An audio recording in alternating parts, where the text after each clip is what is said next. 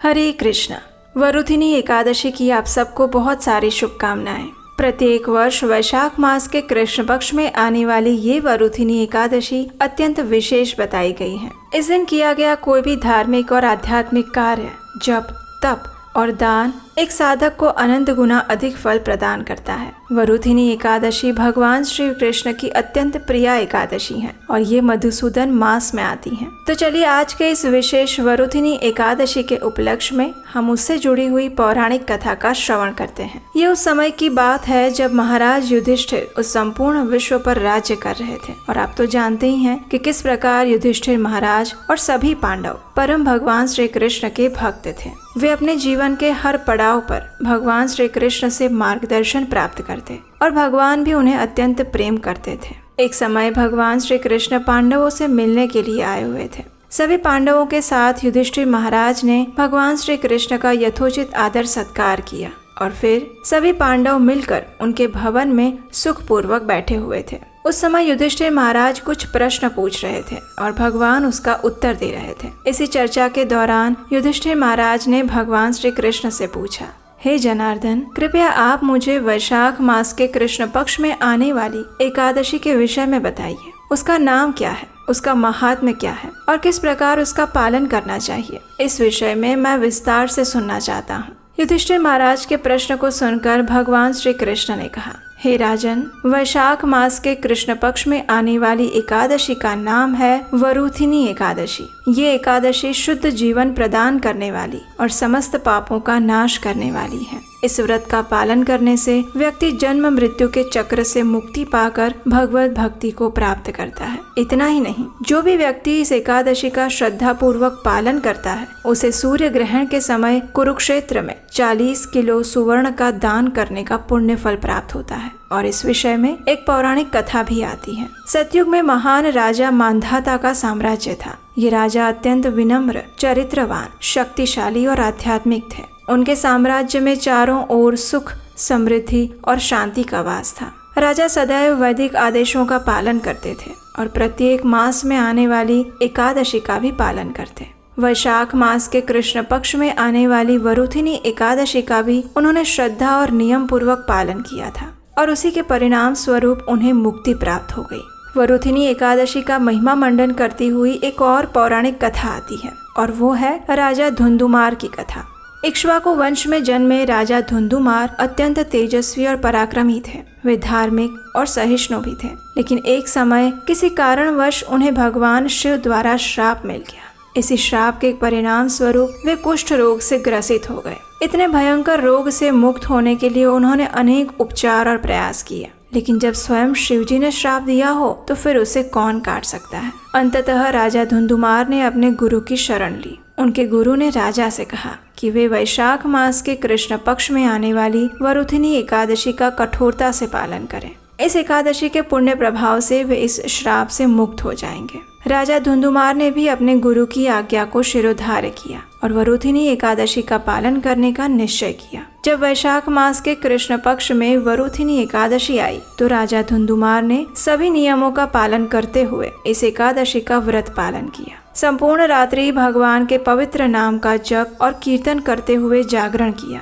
और अगले दिन द्वादशी पर योग्य समय पर शास्त्रोक्त विधि से एकादशी व्रत का पारण किया। जैसे ही राजा ने इस एकादशी का समापन किया, उसी क्षण राजा भगवान शिव के श्राप से मुक्त हो गए। उन्हें अपना पूर्व कांतिमय शरीर प्राप्त हो गया और जीवन के अंत में उन्होंने आध्यात्मिक गंतव्य को प्राप्त कर लिया। इस कथा का समापन करते हुए भगवान श्री कृष्ण ने युधिष्ठिर महाराज से कहा, हे नृपश्रेष्ठ, अब मैं आपको दान के विषय में एक रोचक रहस्य बताता हूँ। ध्यान पूर्वक सुनिए। अश्वदान से श्रेष्ठ गजदान है, गजदान से श्रेष्ठ भूमिदान है, भूमिदान से श्रेष्ठ तिल दान है और तिल दान से भी श्रेष्ठ सुवर्ण का दान है। सुवर्ण दान से अधिक श्रेष्ठ है अन्न का दान। अन्न का दान देने से व्यक्ति के समस्त पूर्वज, देवता और समस्त प्राणी प्रसन्न होते हैं। लेकिन विद्वान लोग कन्या दान को भी अन्न दान के समान मानते हैं, लेकिन अन्न दान से भी श्रेष्ठ है विद्या का दान। जो व्यक्ति अपनी पुत्री के धन पर आश्रित रहता है उसे संपूर्ण ब्रह्मांड के जल मग्न होने तक नारकीय स्थिति में रहना पड़ता है। जो व्यक्ति अपनी पुत्री का विवाह कराते समय वर पक्ष से धन लेता है उसे अगले जन्म में बिल्ली का शरीर प्राप्त होता है।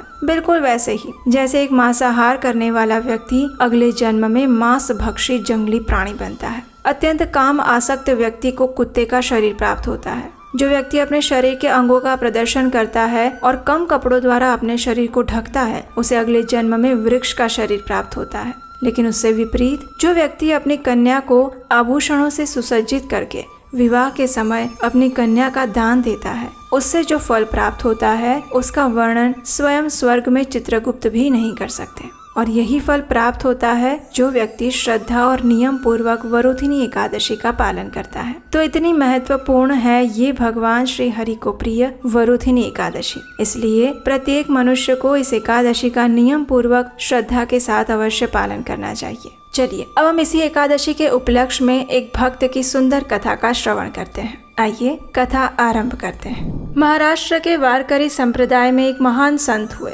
जिनका नाम था संत नामदेव। महाराष्ट्र के सतारा जिले में संत बामणी गांव में जन्मे ये भक्त कवि भगवान विट्ठल के परम भक्त थे। उन्होंने भगवान के प्रति प्रेम और भक्ति को अभिव्यक्त करते हुए अनेक गीतों की रचनाएं की हैं। हिंदी और मराठी में लिखे गए उनके भक्ति गीत आज भी महाराष्ट्र में अत्यंत प्रेम से गाए जाते हैं। स्वभाव से अत्यंत विनम्र और अपनी साधना भक्ति के लिए कठोर ऐसे संत नामदेव की कीर्ति चारों तरफ फैली हुई थी। और ऐसे में भगवान अपने भक्त की परीक्षा लिए बिना कैसे रह सकते हैं, है ना। तो बस एक दिन भगवान ने भी सोचा कि आज नामदेव की एक निष्ठा की परीक्षा ली जाए। और आपको जानकर आश्चर्य होगा, लेकिन जब भगवान अपने भक्त की परीक्षा लेते हैं ना, तो वे वास्तव में अपने उस भक्त की ख्याति को विश्व में बढ़ाना चाहते होते हैं। इसलिए वे ऐसी कोई स्थिति का निर्माण करते हैं जहां उनके भक्त का गुणगान और बढ़े। और ऐसी ही स्थिति उन्होंने नामदेव के लिए भी निर्माण की। एक समय एकादशी तिथि का दिन था। हमेशा की तरह संत नामदेव ने भी अपने परिवार के साथ एकादशी व्रत का पालन किया था।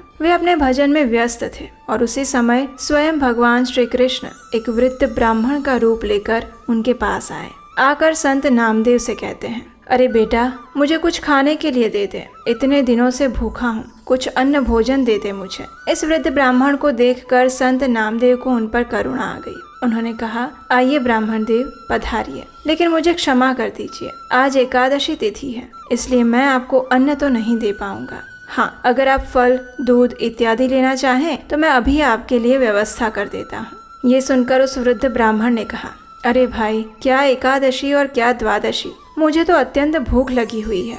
ऐसे में तुम्हारे ये फल मेरे किस काम आएंगे? मुझे तो अन्न भोजन लेना है, अन्यथा मेरे शरीर के प्राण निकल जाएंगे। जाओ भाई जाओ, जल्दी से ले आओ। ब्राह्मण की हट सुनकर संत नामदेव ने कहा, मुझे क्षमा कीजिए ब्राह्मण देव, लेकिन आज के दिन आपको अन्न भोजन नहीं दे पाऊंगा, क्योंकि आज के दिन अन्न में पाप का वास होता है। इसलिए अन्न खाने वाले को भी और अन्न खिलाने वाले को भी ये पाप लगता है। इस प्रकार उस वृद्ध ब्राह्मण और संत नामदेव के बीच में काफी बहस हो गई, वाद विवाद हो गया। आसपास के लोग एकत्रित हो गए और अब संध्या होने वाली थी, लेकिन संत नामदेव अपनी एकादशी निष्ठा पर अटूट रहे। आसपास के लोग उन्हें समझाने लगे कि अरे भाई, इस ब्राह्मण को भोजन दे दो, वरना अगर इसे कुछ हो गया तो तुम्हारे ऊपर ब्रह्म हत्या का पाप लग जाएगा। लेकिन संत नामदेव नहीं माने। आखिर दिन के चौथे प्रहर अंत में क्रोध में आकर वह वृद्ध ब्राह्मण पैर फैलाकर जमीन पर लेट गए। ऐसा लग रहा था कि मानो उनके प्राण निकल ही रहे थे। अब देखिए, एक शुद्ध भक्त के भाव को बाहरी दुनिया के लोग कहाँ समझ पाते हैं। इसलिए आसपास के लोगों ने भी संत नामदेव के ऊपर ब्राह्मण हत्या का आरोप लगा दिया, उन्हें समाज से बहिष्कृत कर दिया। लेकिन इन सभी बातों से संत नामदेव की एकादशी निष्ठा में कोई परिवर्तन नहीं आया। उन्होंने वो संपूर्ण रात्रि अपने नियम अनुसार भगवान हरि के नाम का जप और कीर्तन करते हुए जागरण किया। प्रातःकाल अपने आप को तैयार करके उन्होंने एक चिता बनाई। उस ब्राह्मण के मृत शरीर को लेकर वे उस चिता में बैठ गए। उन्होंने सोचा कि जिस शरीर के द्वारा एक ब्राह्मण की हत्या हुई है, उस शरीर का नाश कर देना ही अच्छा होगा। और बस अब चिता प्रज्वलित होने ही वाली थी और उसी समय भगवान श्री हरि अपने दिव्य स्वरूप में प्रकट हुए। उन्होंने संत नामदेव की एकादशी निष्ठा की प्रशंसा करते हुए कहा, हे नामदेव, तुम्हारी एकादशी निष्ठा देखकर मैं अत्यंत प्रसन्न हुआ हूँ। मैं तो मात्र तुम्हारी परीक्षा ले रहा था। ऐसी व्रत निष्ठा मुझे अत्यंत आनंद प्रदान करती है। आज से तुम्हारे यशोगान में और वृद्धि होगी और आने वाले अनंत काल तक तुम्हारी एकादशी निष्ठा के गुण गाए जाएंगे। इतना कहकर भगवान अंतर ध्यान हो गए। जब आसपास के लोगों ने ये दृश्य देखा तो वे संत नामदेव के चरणों में आकर गिर पड़े। अपने मूर्खतापूर्ण व्यवहार के लिए क्षमा याचना करने लगे। और एकादशी के दिन जो भी व्यक्ति भगवान के परम भक्तों के जीवन चरित्र को सुनता है या पढ़ता है, उनकी भगवान के प्रति भक्ति और प्रेम में वृद्धि होती है। इसलिए अगर आपको ये कथा पसंद आई है तो इस कथा को अधिक से अधिक लोगों को शेयर कीजिए, इस चैनल को सब्सक्राइब कीजिए और नोटिफिकेशन ऑन कर दीजिए। तो चलिए इस पवित्र वरुथिनी एकादशी के उपलक्ष्य पर हम परम भगवान श्री कृष्ण से यही प्रार्थना करते हैं कि हम भी अपने वैष्णव आचार्य संत नामदेव के चरण चिन्हों का अनुसरण करते हुए अपनी एकादशी निष्ठा में वृद्धि कर पाएं और स्वयं को शुद्ध बनाने की प्रक्रिया में अग्रसर हो पाए। हरे कृष्णा।